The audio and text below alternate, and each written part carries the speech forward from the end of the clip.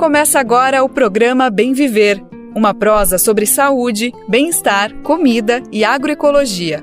Produção Rádio Brasil de Fato.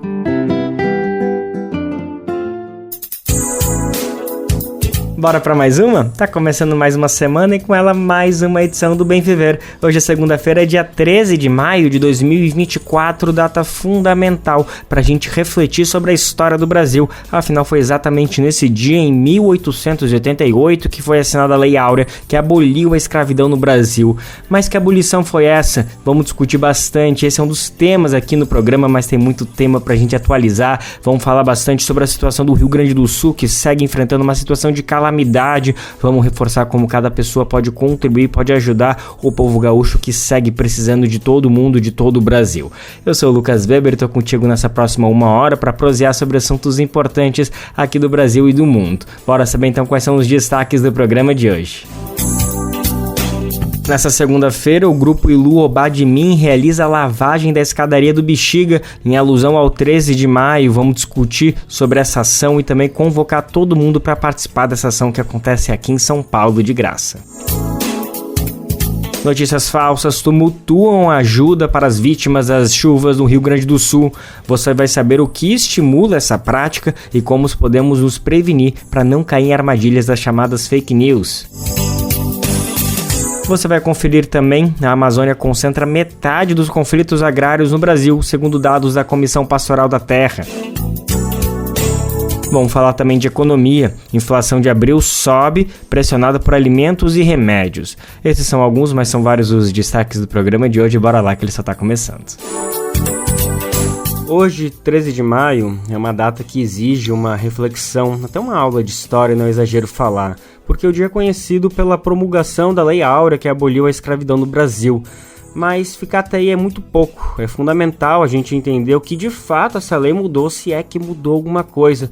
Diversas entidades, organizações do movimento negro de todo o Brasil chamam uma data, inclusive, de falsa abolição ou abolição inconclusa, porque de fato ela não foi continuada, não deu condições para que a escravidão fosse encerrada e a população negra pudesse alcançar todos os status de cidadania, direitos básicos que envolvem direito à moradia, terra, emprego, enfim, muita coisa ficou para um depois que talvez a gente possa dizer que esse depois nunca chegou, né? Muito inspirada nessa denúncia, nessa reivindicação, um grupo maravilhoso aqui de São Paulo, que se chama Ilu-Obá de Min, faz um ato regularmente todo 13 de maio, faz uma lavagem nas escadarias do Bexiga, que é um bairro super tradicional, super importante, até por conta de toda a história negra aqui de São Paulo, e é um evento tradicional que acontece todos os anos, sempre no dia 13, então, portanto, hoje, segunda-feira, pode ter certeza que lá na escadaria do Bexiga vai estar essa energia maravilhosa desse grupo. Para falar um pouquinho mais sobre isso, o que vai acontecer, explicar mais essa data, fazer esse debate muito importante, a gente tem o prazer de receber aqui Beth Belli, ela que é fundadora, uma mestra também do Ilu-Obá de Min. Antes de tudo, eu queria te agradecer, mestra. Obrigada pela disponibilidade para conversar com o Brasil de Fato, viu? Obrigada a você. Aí, um salve para todos e para todas aí. Agradecer o convite, né, dessa oportunidade de a gente fazer essa reflexão juntas, né? E é isso, né? 13 de maio, sempre eu faço uma reflexão que o lance não foi 13 de maio, né? O lance foi 14 de maio, né? De 1888, né? Porque esse de fato, né, foi uma... Primeiro que a gente tem que entender que nós somos escravizados, né? Nascemos com liberdade, né? Então isso foi um fato que custou muito caro, né? Nós estamos no século XXI, passando do século XXI e ainda, né, as mazelas, os maus tratos, o racismo ainda continuam. Então esse ato que o Ilu-Obá faz, né, que é fazer a lavagem, na verdade, né, e porque essa lavagem ela começa muito, muito antes do Ilu-Obá, que era um bloco que chamava Oriaxé, e que eu era a regente também do Oriaxé. Né? Quem era presidente era a Kika de Bessem, que é uma das primeiras mulheres negras, por exemplo, a dançar no Teatro Municipal, e ela tinha depois ela se enveredou para cuidar das cabeças, né, dos cabelos pretos, né, chamava Orilê. Então Ori né, traduzindo, é uma palavra iorubá, traduzindo Ori, cabeça, né? Axé, então era a força da cabeça, né? E ela tinha um salão que chamava Orilê. Ori, né? Cabeça, e Lê, casa. Então a casa cuida de cabeça. Então ela teve ela tinha um bloco que chamava esse Ori Axé, que eu era regente, ela me convidou quando eu frequentava bastante o Bexiga. E, enfim, só que com Ori Axé a gente fazia no dia 1º de abril, que é o dia da mentira. Então a gente fazia essa brincadeira, lavava a rua, essa mentira. Com o tempo, né, esse bloco se desfez e tudo mais, e eu fui convocada pelo Orixá Xangô, Orixá da Justiça, a retornar com esse bloco, né? E esse bloco Oriaxé tinha homens e mulheres. Hoje nós somos, o Oriaxé tem homens, né? Mas nós somos hoje 450 mulheres. Então, entre 450 pessoas, mas entre essas 450 tem 10 homens que trabalham, que estão no grupo, onde eles dançam, né? Podem dançar e estar na perna de pau também, porque a ferramenta da perna de pau não é europeia, a ferramenta da perna de pau é uma ferramenta dos povos Dogon, né, do Mali, povo do Mali, que era, né, usava essas tecnologias, né, e usava essa perna de pau para o ritual. Então os homens podem estar nesse lugar, mas é um trabalho dirigido, pensado, coordenado por mulheres, né? Hoje a totalidade são mulheres negras, porque já teve um trabalho de mulheres não negras no Ilu, mas a gente, desde Carolina Maria de Jesus, que foi 2016, a gente, né? A escravidão foi tão bem arquitetada que a gente tem que enegrecer um trabalho negro. Isso é um trabalho, né? Então, hoje, a gente entendeu, né, que o trabalho do Ilu, as protagonistas são mulheres negras. Então, de 2024 a gente teve essa passagem, né, e escrevemos, claro, um manifesto para essas mulheres, que a gente entende também que elas foram nossa parceira, mas que agora o protagonismo total do Ilu são das mulheres negras, né. Isso foi importantíssimo, foi um movimento importantíssimo que nós fizemos dentro do Ilu. E aí, voltando, né, com o Ilu-Obá, né, porque o nome do bloco é Ilu-Obá-Demi. Ilu é tambor, um dos tambores sagrados também, dentre tantos tambores que vieram da África para o Brasil, né. Ilu-Obá se designa o título do rei, porque o Xangô é um Obá, né. Tem várias referências, sei lá, Gilberto Gil é um Obá, Jorge Amado é um Obá, Caribé é um Obá, né? Então, se a gente vai falar a palavra Obá, né? Fala rei, se fala Obá, significa rei. Yorubá também é uma palavra Yorubá. E Demi, então mãos. Então, Ilu-Obá-Demi significa mãos femininas que tocam para o orixá Xangô. Sendo que a gente tem a nossa patrona, que é Yansan, né, que é o que nós dizemos, né, quem é da religiosidade das tradições africanas do centro da África, né, de Nigéria para o Brasil, que é o Candomblé.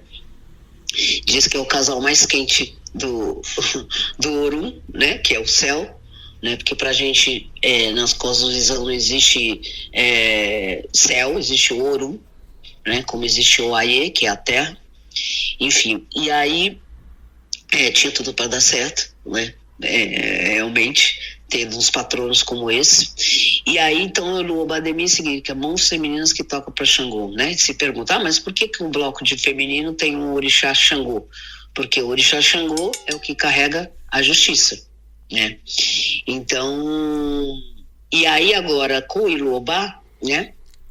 Explicando um pouco aqui o nome, né, para quem não conhece, como que significa Ilu-Obá-Demi, esse nome, né? Então, a gente faz uma lavagem ao contrário. A gente faz agora uma lavagem, não para lavar a rua da mentira, mas para se cuidar, se curar, né? Porque penso, né, com a escravidão, ela trouxe muitas doenças psíquicas, né? Porque é isso. O que nossos antepassados trouxeram? Só o corpo. Então ficou tudo no corpo. A memória ficou no corpo, tudo no corpo. Então agora a gente também faz a lavagem da 13 de maio, né? Falando sobre isso, que o problema não foi 13 de maio, o grande problema que acarreta até hoje, né? Em 2024, foi 14 de maio, né? Então a gente se autocuida, né? Se existe isso, o autocuidado, isso também é uma prática da população negra, né? O autocuidado. Então, e é isso, né? E agora a gente vai fazer 136 anos pós-escravidão. Nossa, que maravilha, mestre. Eu falei que ia ser uma aula de história e realmente não estava exagerando nem um pouco. É muito sagrado, é muito importante toda essa retomada que tu faz, desde esclarecer algumas questões, alguns nomes e trazer também a origem de vários elementos, por exemplo, da perna de pau. E aqui já acho que é importante a gente comentar, né, que o Ilu Obadmin foi fundado em 2004, então está completando 20 anos, é um dos grupos mais tradicionais, um cortejo mais tradicional aqui em São Paulo, que realiza, né, todo o carnaval, uma ou duas até caminhadas aí pelo centro de São Paulo. Então acho importante também trazer esse elemento, que a lavagem que acontece nesse 13 de maio é apenas uma das ações, porque na verdade o Ilu é um ecossistema, como vocês comentam, né? Muito mais do que um bloco, um cortejo, uma reunião, é um ecossistema que reúne essas mais de 400 mulheres negras, algo extremamente potente.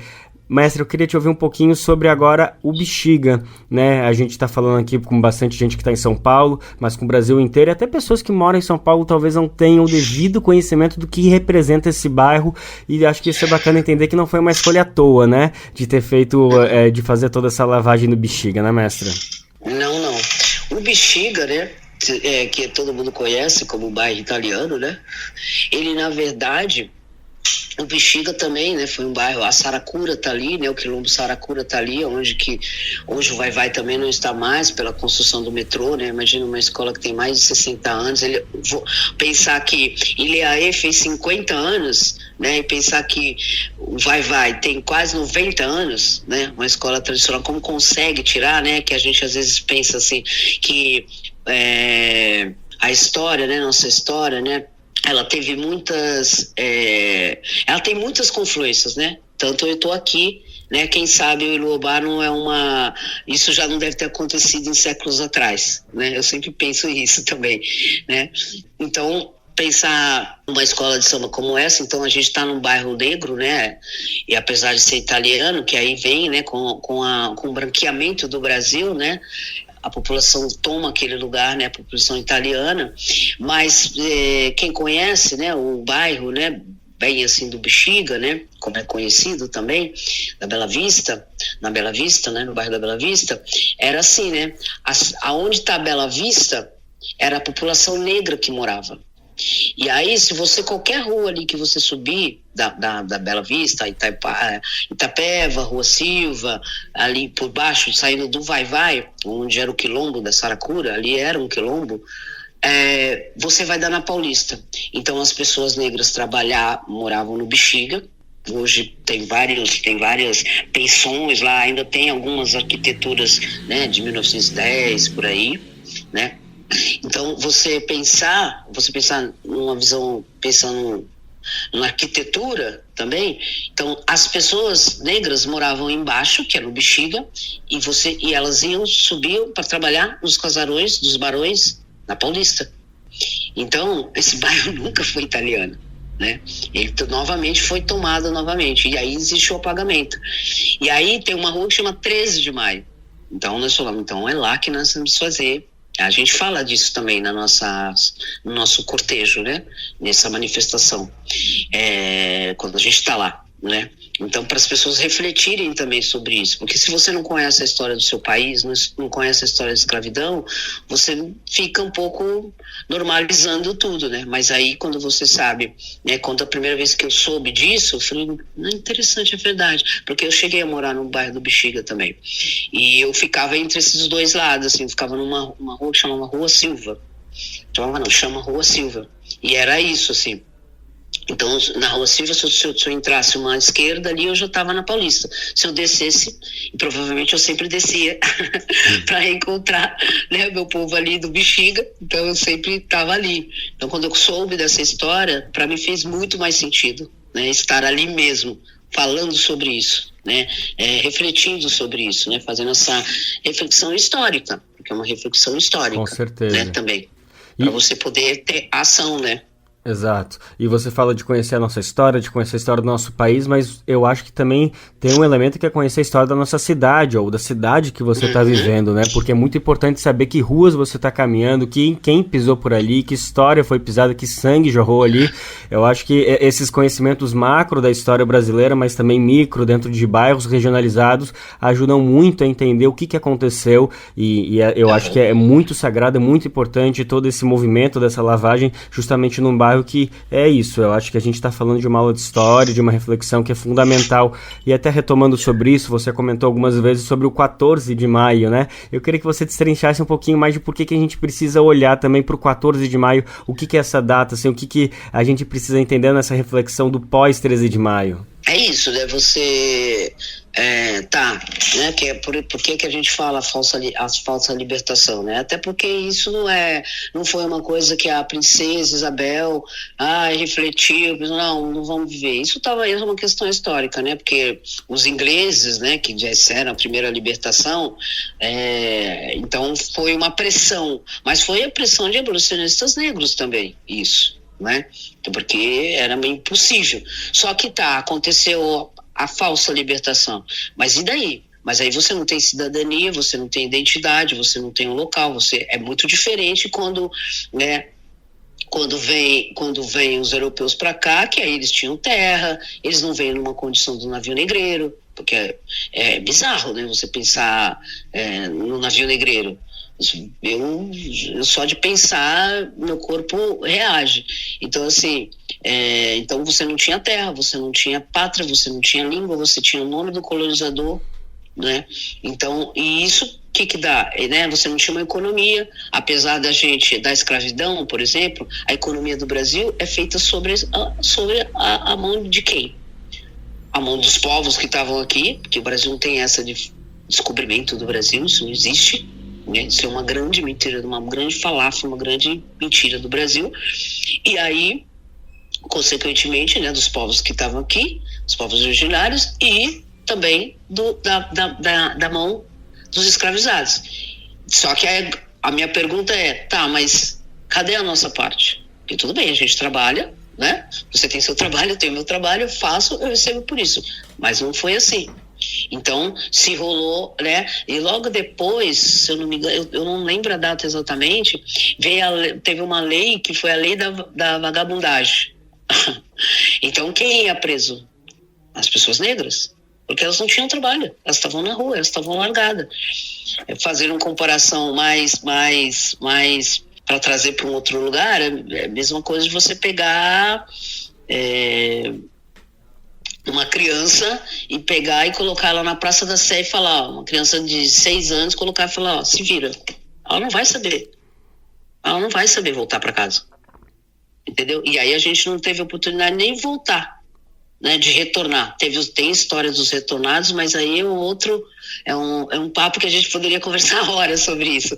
Mas é isso, você não tem, né? Imagina você pegar e beleza, então tá todo mundo tem liberdade, né? Gritam, liberdade, mas liberdade como? Você precisa, para ter liberdade, você precisa ter identidade, você tem que ter família, você tem que ter trabalho, você tem que ter direitos. A liberdade está ligada com isso. A liberdade não está ligada com correntes, né? Com certeza. Como diz Elisa Lucinda, estamos presos a nossas contas correntes. Exatamente. Né? Teve que repensar isso, né? Eu tive com Angela Davis, e aí na Casa de Flores de São Fernandes, né? E ela se apresentou, falou, meu nome é Angela Davis, todo mundo me conhece aqui. Então tinha tudo, tinha povos originários, tinha o movimento negro, tinha o profissional LGBTQI+, e aí ela falou, eu quero ouvir vocês. E aí começamos a falar tudo.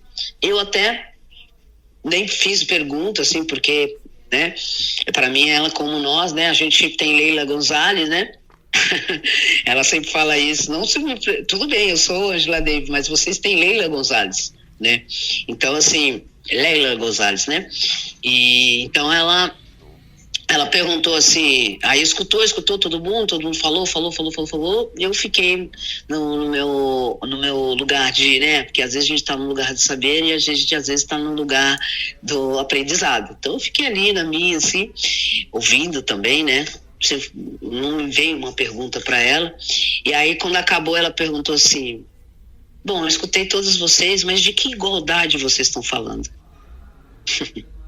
E para mim essa palavra igualdade ela ficou de quilômetros, assim, eu fiquei, nossa, é verdade, de que igualdade a gente está falando? Porque é tão capitalizado tudo, porque a gente também, se a gente não tem as referências, né, porque, claro, essa África só existe no nosso coração, vamos dizer assim, né, porque a África, o mundo é todo capitalizado, né? Então eu nasci no Brasil, claro, minhas referências de trabalho, de escrevivências, de tudo, claro, tem a raiz disso, né?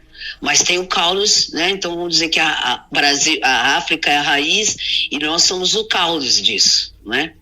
Pensar numa árvore, né? Se pensar num baobá. Então, por exemplo, é isso. De que igualdade a gente está falando? Do que a gente está pedindo? Por quê?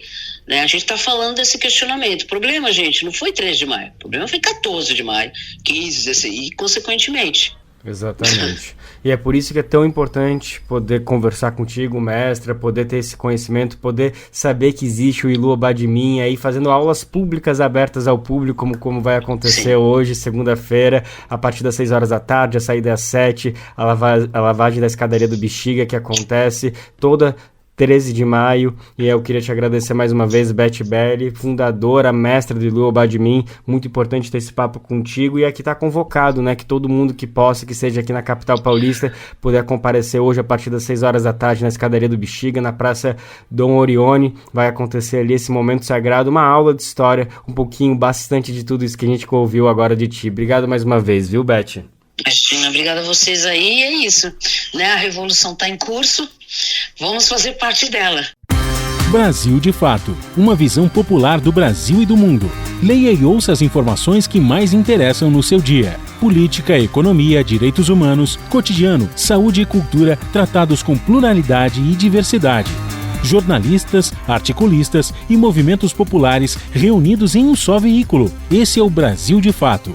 Conteúdos em texto, áudio e vídeo que informam e contribuem na luta por uma sociedade mais justa e fraterna. Quer ficar por dentro? Então acesse brasildefato.com.br. Você está ouvindo o programa Bem Viver, uma prosa sobre saúde, bem-estar, comida e agroecologia.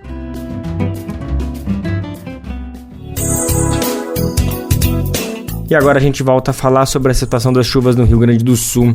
A gente vem noticiando aqui no programa, ao longo das últimas semanas, o sofrimento de milhares, de milhões de pessoas em todos os estados. Tem muita gente que segue desabrigada, que perdeu tudo e ainda precisa de muita contribuição. Isso não vai acabar nem semana que vem, nem no mês que vem, gente. Até o final do ano, até o ano que vem, a gente vai precisar seguindo em solidariedade com todo o povo gaúcho, porque é uma reconstrução de um estado inteiro que a gente está vendo. Bom, falando aqui sobre as influências das mudanças climáticas e também das responsabilidades sobre essa tragédia, principalmente do governo do estado, que afrouxou importantes regras ambientais ao longo dos últimos anos, tem outro debate que a gente também precisa trazer, que é a desinformação. Mesmo com toda essa situação, essa calamidade, esse movimento de solidariedade que parte de norte a sul do Brasil, mesmo assim tem muita gente que só quer tumultuar, que só quer atrapalhar por conta dessas fake news, dessas notícias falsas. A desinformação acabou servindo como um obstáculo a ser vencida pelo governo e pelas autoridades. Esse foi o assunto do Central do Brasil, um programa produzido em parceria do Brasil de Fato com a TVT. A apresentadora Luana Ibelli conversou com Luciana Carvalho, ela é jornalista e professora da Universidade de Santa Maria.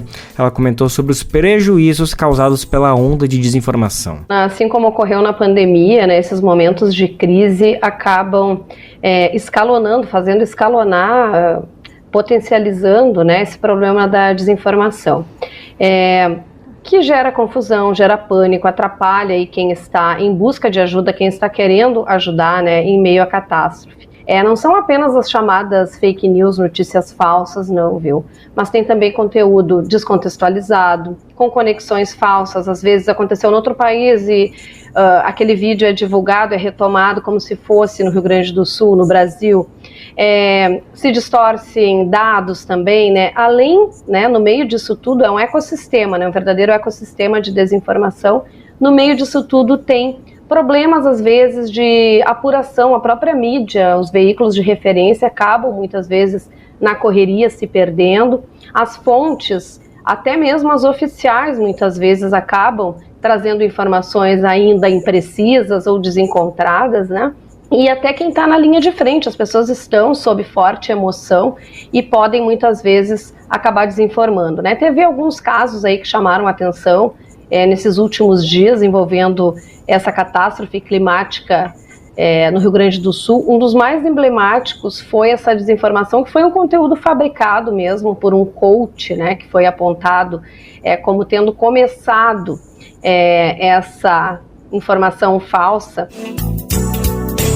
Na sequência, Luciana comentou sobre o que leva uma instituição ou uma pessoa a promover notícias falsas em meio a uma tragédia. A própria investigação da polícia, né, mostrou que há um grupo aí, um movimento coordenado, organizado, né, que quer difamar governos, forças armadas, instituições, tem fins eleitoreiros, a gente sabe, né? É inacreditável se a gente vê uma união de forças, inclusive governo federal, governo estadual, prefeituras, se unem para tentar atender, né, as vítimas nesse momento.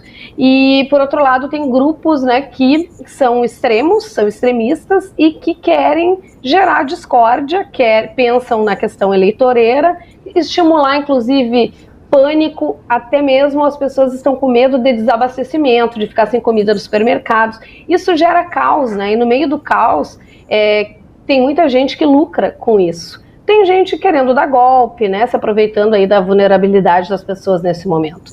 Então há todo tipo de interesse, seja político, ideológico, econômico, enfim, né? Como a própria Luciana comentou, hoje as pessoas estão influenciadas diretamente por emoções e a engrenagem das redes favorece o compartilhamento de notícias de formato muito rápido. A gente nem consegue pensar direito sobre a origem do conteúdo e já bota direto ele pra frente, né, num grupo de família, do pessoal do trabalho, enfim, nem sem checar exatamente se aquilo é verdade, se é mentira. Então, no final das contas, é uma grande armadilha.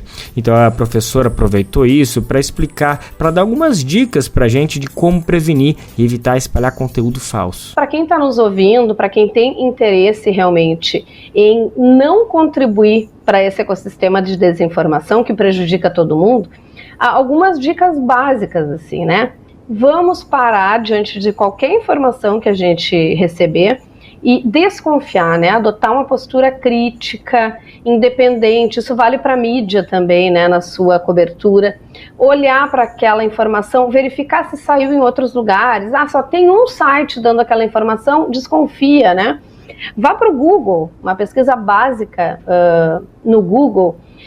Pergunte para outras pessoas, mas não tome como verdade aquilo que é dito, né? É importante olhar para o contexto, se faz sentido aquela informação naquele contexto, verificar a data, né? Olhar se o cenário faz sentido que seja no local que está sendo dito, que está acontecendo, cuidar, né? Alguns detalhes, enfim, e tudo aquilo que for muito sensacionalista, a gente deve desconfiar, deve tomar cuidado, né? E assim, confrontar as versões, ver o que saiu num lugar, o que saiu no outro, buscar as agências de checagem, os veículos de referência, que quando eles erram, eles depois se retratam.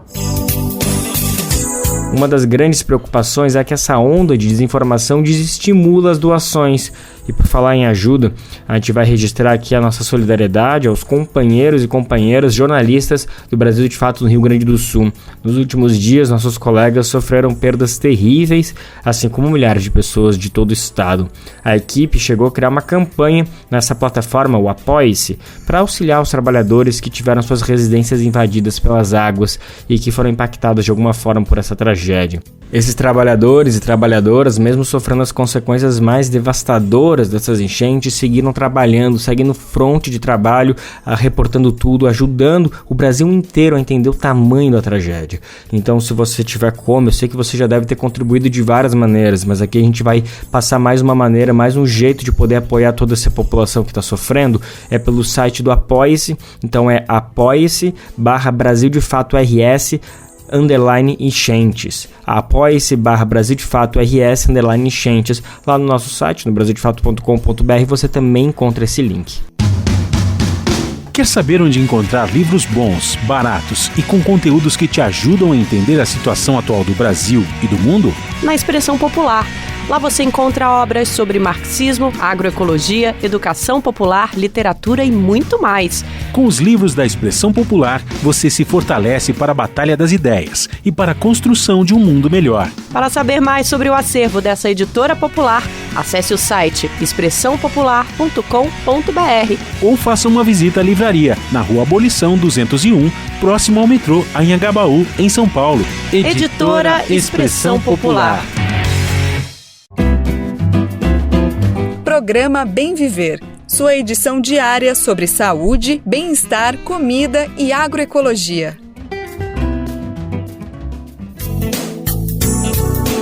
A tragédia no Rio Grande do Sul também foi tema no nosso podcast semanal, o 3x4, que na última semana, além do comentarista José Genuíno, que sempre está com a gente, aí fazendo essa dobradinha importante com os apresentadores Nara Lacerda e Igor Carvalho, também recebeu a especialista Sueli Araújo. Ela é especialista sênior em políticas públicas do Observatório do Clima e entende tudo o que está acontecendo, explicou um pouquinho mais das origens e também o que a gente precisa entender daqui para frente. Vamos ouvir um pouquinho as falas dela, principalmente das responsabilidades políticas do desastre. Bom, tem um fenômeno meteorológico, existe uma bolha de ar quente no centro-sul do país e o ar mais frio não está conseguindo dispersar, então ele fica lá no Rio Grande do Sul e parece que vai esfriar agora, e tudo isso, essa confusão gera chuva. Essa é a questão, mas essa realidade está muito intensificada com as mudanças climáticas, né?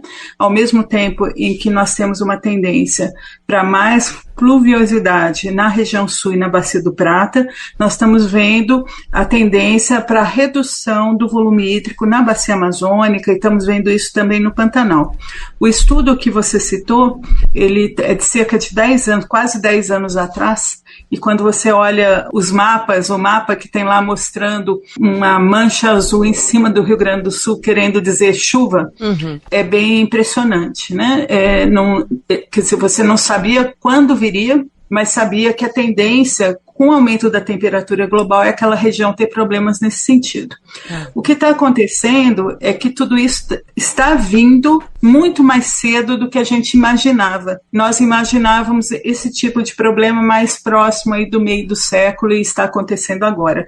É porque o aumento da temperatura, as mudanças climáticas estão em plena ascensão, né? No lugar de descarbonizar, o mundo está se tornando mais emissor ainda de gás de efeito estufa, inclusive o caso brasileiro, né? No caso brasileiro, a maior parte das emissões vem de desmatamento, 48% das nossas emissões vem de desmatamento, e o Brasil é hoje o 6º maior emissor de gás de efeito estufa do mundo. Nós não somos santos nessa história, não. O Brasil realmente tem muito o que explicar ainda sobre as responsabilidades para as mudanças climáticas. Para conferir a conversa completa, o podcast 3x4 está disponível no nosso site, mas você também pode acessar as principais plataformas de podcast, que ele está lá salvo esperando você dar o play. Além da desinformação, o Rio Grande do Sul também enfrenta um problema na produção de alimentos. Esvaziada desde o governo Michel Temer, a Companhia Nacional de Abastecimento, a CONAB, deve importar cerca de 1 tonelada de arroz. Vamos entender mais sobre esse movimento, a importância dele, o que deve impactar na realidade de todo o Brasil. As informações são de Douglas Matos. A enchente histórica no Rio Grande do Sul deve trazer impactos para a produção e distribuição de alimentos no Brasil, de acordo com o governo federal. Por isso, o presidente Lula anunciou que o executivo deve facilitar a importação de arroz e feijão feijão, como forma de reduzir danos em eventuais altas dos 2 produtos considerados essenciais para a nutrição de brasileiros. Na última quarta-feira, dia 8, o presidente da Conab, a Companhia Nacional de Abastecimento, Edgar Preto, afirmou que uma medida provisória, que deve ser editada em breve, deve autorizar a Conab a importar até 1 milhão de toneladas de arroz.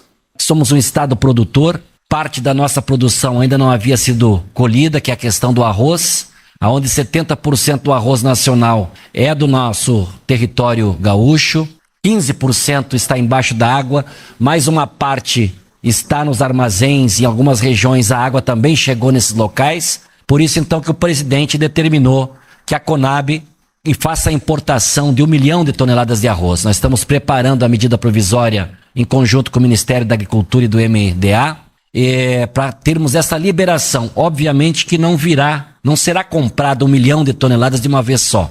Segundo especialistas, essa eventual importação, no entanto, não seria necessária caso o governo tivesse recomposto os estoques públicos de alimentos administrados pela Conab. Os estoques públicos são mantidos com grãos e outros produtos agrícolas comprados com recursos públicos.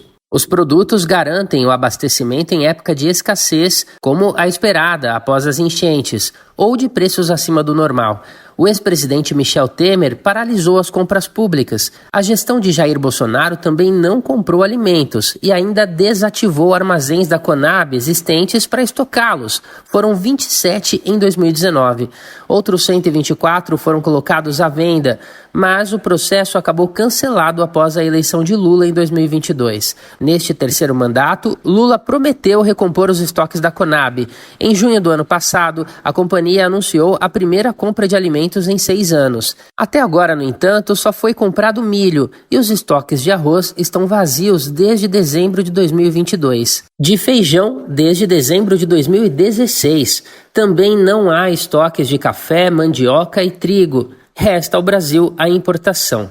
Diego Moreira, da Coordenação Nacional do Setor de Produção do Movimento dos Trabalhadores Rurais Sem Terra, reforça o coro de que a importação seria desnecessária se o governo federal tivesse se preparado nos últimos anos. O governo até então não teve iniciativa nenhuma de criar estoque público para regular o preço dos alimentos. Então, existe uma falha porque não há mais uma política pública de criação de estoque público para regular a inflação dos alimentos. Obviamente que isso não é culpa só do governo, mas principalmente dos governos anteriores que desestruturaram a Conab, o potencial de compra da Conab desestruturando os servidores, desestruturando as políticas. Então tem uma máquina inoperante e eu posso dizer que os servidores sérios da Conab que estão lá estão fazendo milagre com a estrutura precária que ficou da Conab. Então, infelizmente, o governo ainda não conseguiu construir uma política nacional e objetiva de abastecimento. Procurada pelo Brasil de Fato, a Conab não se pronunciou sobre a situação dos estoques. Em março, quando os preços dos alimentos subiam no país, o BDF também questionou o órgão sobre o mesmo tema. Na época, foi informado que o alto patamar de preços dos alimentos impedia a realização de compras públicas. O economista e engenheiro agrônomo José Giacomo Baccarin, secretário de Segurança Alimentar e Nutricional do governo entre 2003 e 2005, reforçou a importância da recomposição dos estoques públicos.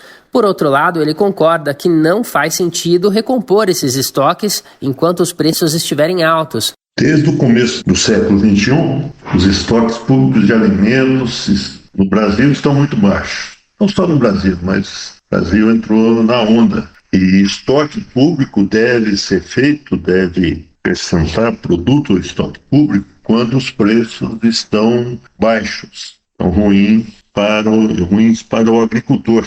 O governo entra comprando, enxugando o mercado e, com isso, recuperando o preço para o agricultor. E o correto é que, tendo estoque público, se dissolve quando os preços estão pressionando a renda dos consumidores. Em relação ao preço do arroz, Baccarin cita dados da FAO, o braço da Organização das Nações Unidas para a Alimentação e Agricultura. Os números da ONU apontam para uma queda mundial de preços em 2008 e 2016. Depois disso, foi observada uma alta constante, que parece arrefecer no início deste ano.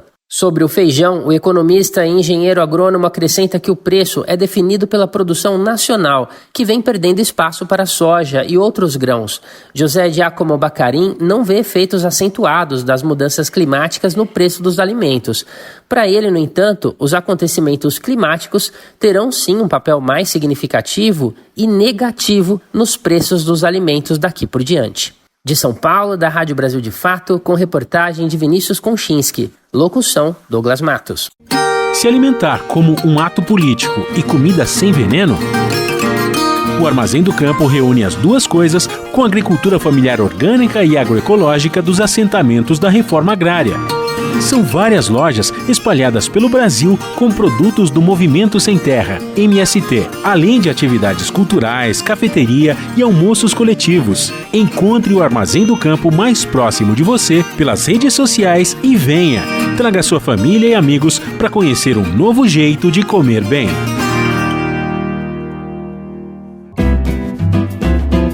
Programa Bem Viver. Sua edição diária sobre saúde, bem-estar, comida e agroecologia.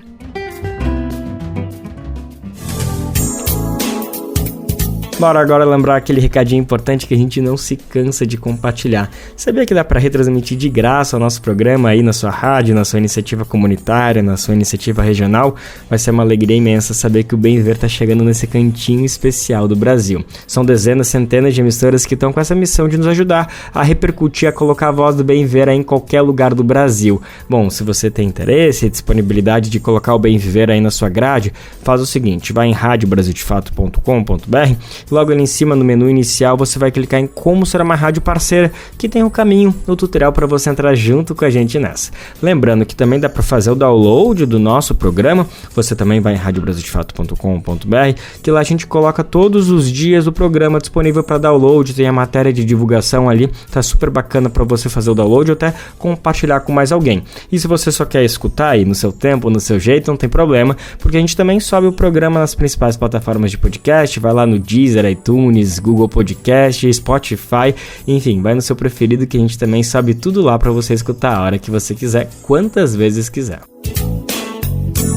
Vamos falar um pouquinho sobre economia? Olha só, na semana passada o IBGE divulgou a inflação de abril, que subiu um pouco em relação à de março, principalmente pressionada pelo preço dos alimentos e dos transportes. Douglas Matos segue com a gente para explicar esses detalhes. A inflação no país fechou o mês de abril em 0,38%, superando os 0,16% registrados no mês anterior.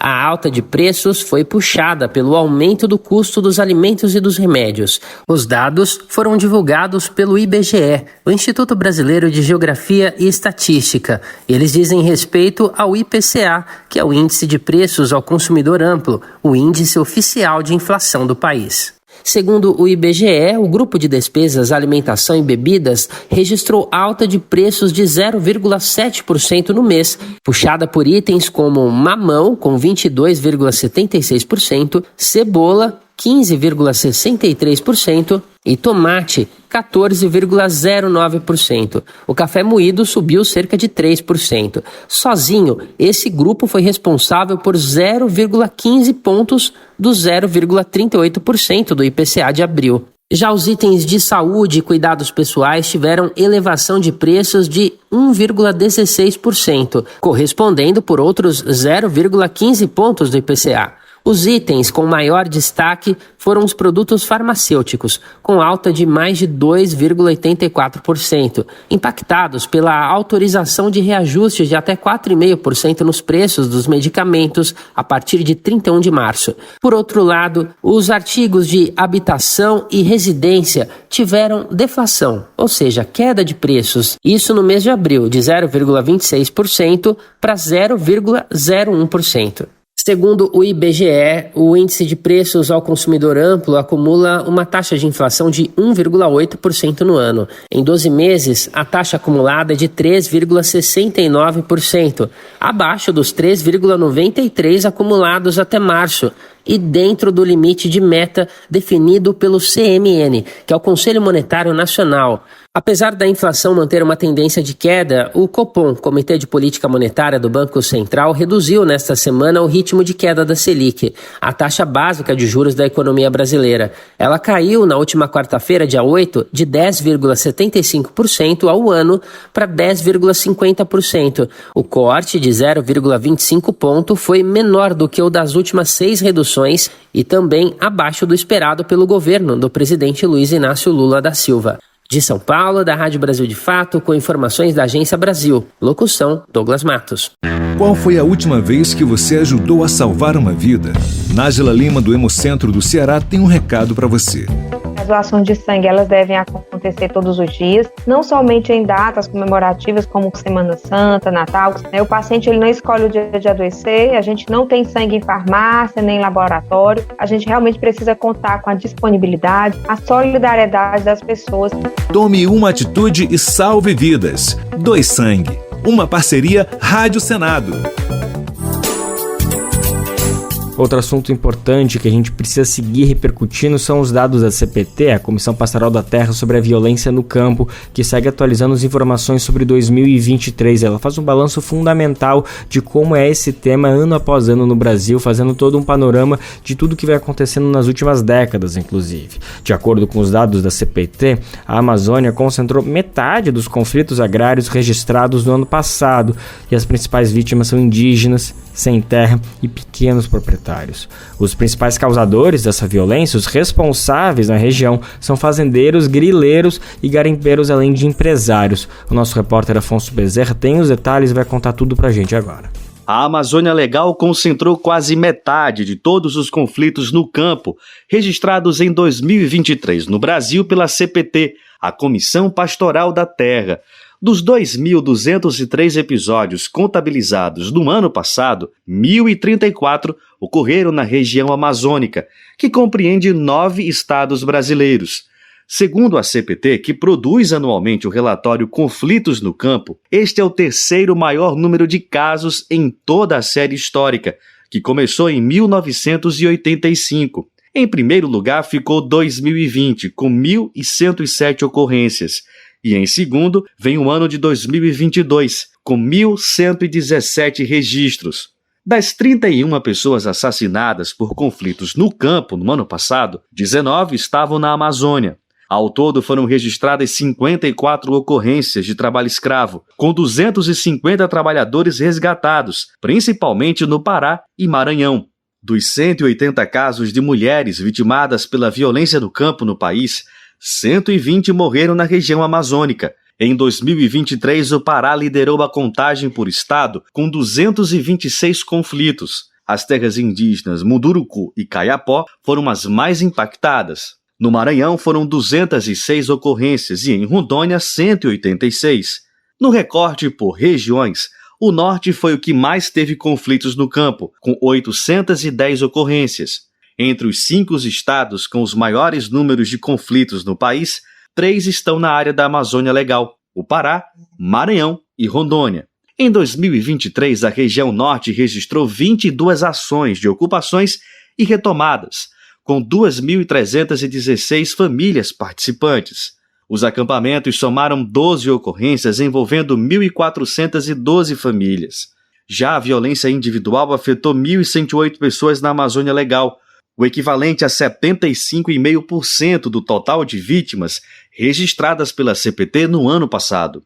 As principais vítimas são pequenos proprietários e indígenas, seguidos por sem terra, e os principais causadores são fazendeiros, grileiros, garimpeiros e empresários. As invasões motivaram a maior parte dos conflitos, com Roraima e Amazonas mais afetados. O Amazonas lidera em registros de pistolagem no Brasil, com mais de 7.000 famílias atingidas. Já Rondônia é líder disparado em famílias ameaçadas de despejo, também com cerca de 7.000 casos. Por outro lado, os conflitos por água na Amazônia diminuíram de 131 para 95 ocorrências entre 2022 e 2023, mas ainda estão acima da média dos últimos 10 anos. Os principais tipos de conflitos são destruição, poluição e não cumprimento de procedimentos legais. O relatório Conflitos no Campo também revela que a violência tem crescido na região da tríplice divisa dos estados do Amazonas, Acre e Rondônia, chamada de Amacro. Naquela região foram 200 conflitos registrados. Além disso, 22 comunidades no Brasil estiveram envolvidas em conflitos relacionados a projetos de carbono em 2023, liderados pelo estado do Pará. De Recife, da Rádio Brasil de Fato, com reportagem de Murilo Pajola, Afonso Bezerra. A ABJD é a Associação Brasileira de Juristas pela Democracia. Defende o Estado democrático de direito, a presunção de inocência, o devido processo legal e o acesso à justiça. A ABJD é a única organização do Brasil que reúne todas as categorias de juristas. Do estudante à juíza, da servidora do sistema de justiça ao defensor público. Juristas democráticos são essenciais para evitar retrocessos e avançar nos direitos e garantias. Faça parte da ABJD. Entre no site e associe-se a abjd.org.br.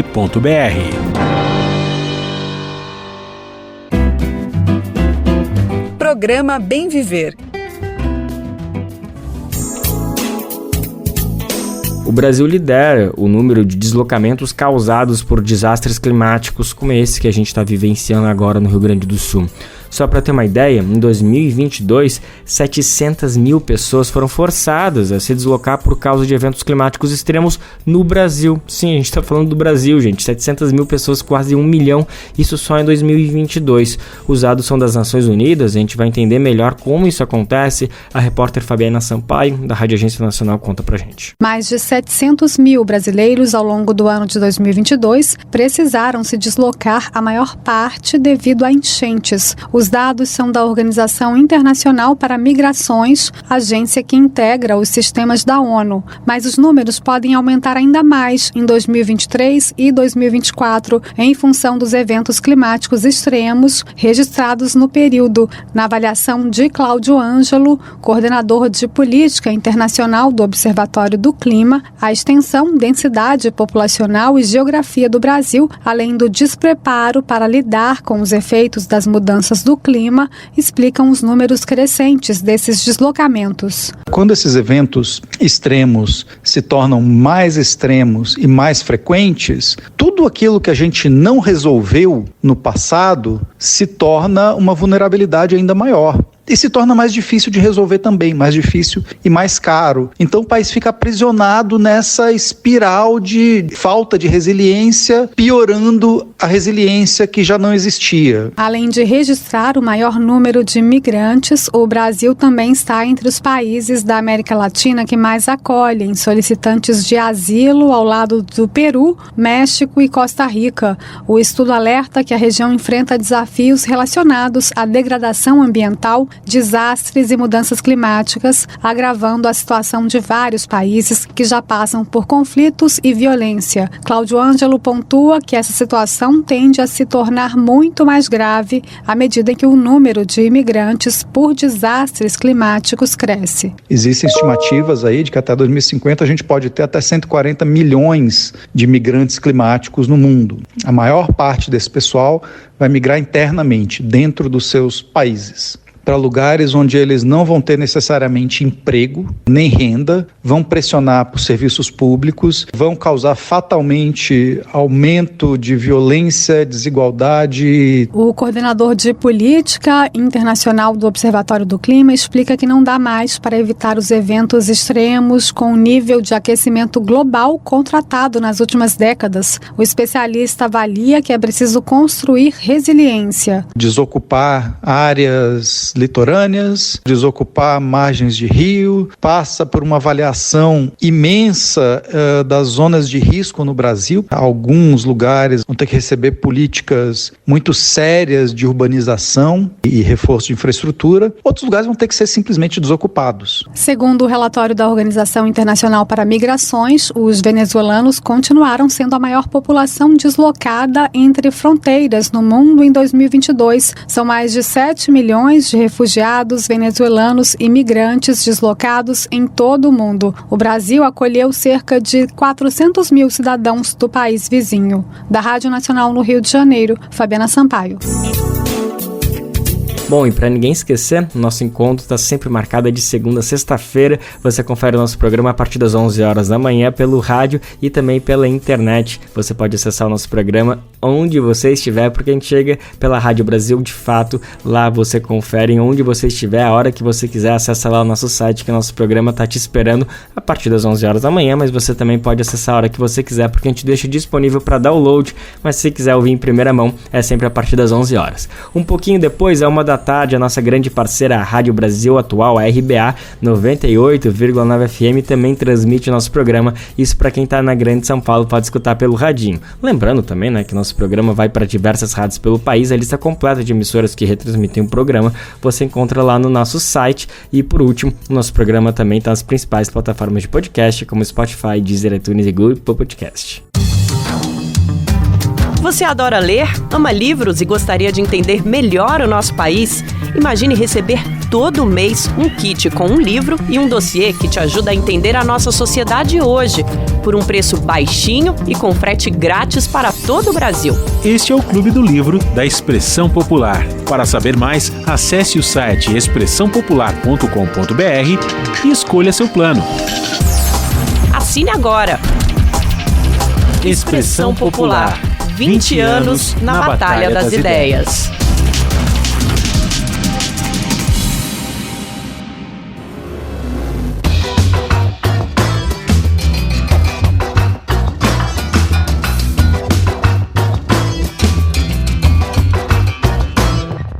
O rio é o choro do olho d'água que desce o desfiladeiro. Depois vira uma serpente de vidro espelhando o céu canoeiro. É o rio que passa na minha aldeia, passeia e desenha a cidade. E o menino nu pula na correnteza sem medo algum. Capibaribu!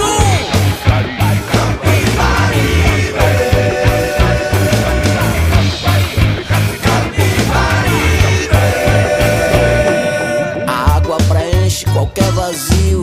O seu desafio é chegar. É o segredo sagrado de Oxum. Misturar com o sal de Emanjá. A música que você está ouvindo agora é Capibaribum, do disco do mesmo nome do compositor pernambucano Lula Queiroga. Esse é o 6º álbum da carreira dele, foi lançado no mês passado e faz um tributo ao rio que corta o centro do Recife. A preservação desse patrimônio da cidade, o Rio das Capivaras, é super importante para a natureza e para a nossa vida em comunidade, para o nosso bem viver, né? E é justamente ao som de Capibaribum, num dueto de Lula Queiroga com Chico César, que a gente anuncia que o programa de hoje fica por aqui. O som do motor da canoa, onde o rio faz a curva. Tá na hora de encontrar meu amor que chegou debaixo de chuva. Ficamos então assim abraçados, olhando a água correr, generosa espalhando o mistério da vida pra qualquer um. Capibaribu! A edição do Bem Viver dessa segunda-feira fica por aqui. Você nos confere amanhã a partir das 11 horas na Rádio Brasil de Fato e a partir da 1 da tarde na Rádio Brasil Atual 98,9 FM, isso na Grande São Paulo. O programa vai ao ar em diversas rádios pelo país e a lista completa de emissoras que retransmitem o programa você encontra no nosso site, na matéria de divulgação diária do programa. Aqui a gente aproveita para agradecer demais esses veículos por estarem com a gente. Tamo junto, galera. O Bem Ver também fica disponível com podcast no Spotify, Deezer, iTunes e Google Podcast. O rio é o choro do olho d'água que desce o desfiladeiro. Depois vira uma serpente de vidro espelhando o céu canoeiro. É o rio que passa na minha aldeia, passeia e desenha a cidade. E o menino nu pula na correnteza sem medo algum. Capibaribu!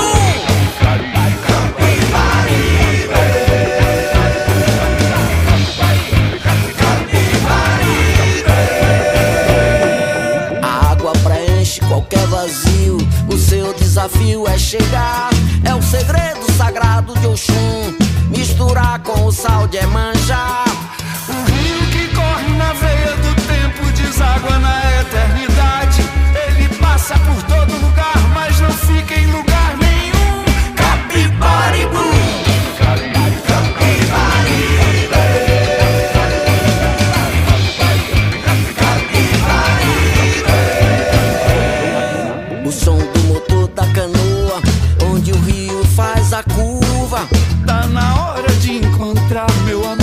chegou debaixo de chuva. Ficamos então assim abraçados, olhando a água correr, generosa espalhando o mistério da vida pra qualquer um. Capibaribu.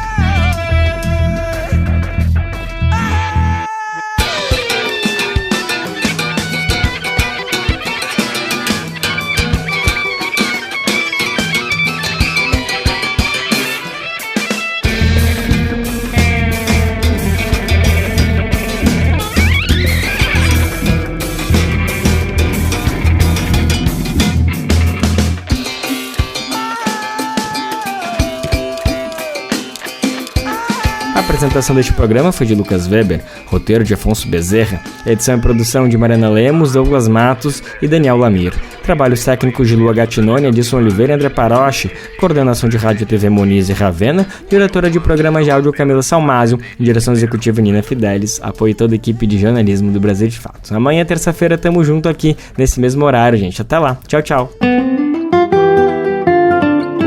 Você ouviu o programa Bem Viver, uma prosa sobre saúde, bem-estar, comida e agroecologia. Produção Rádio Brasil de Fato.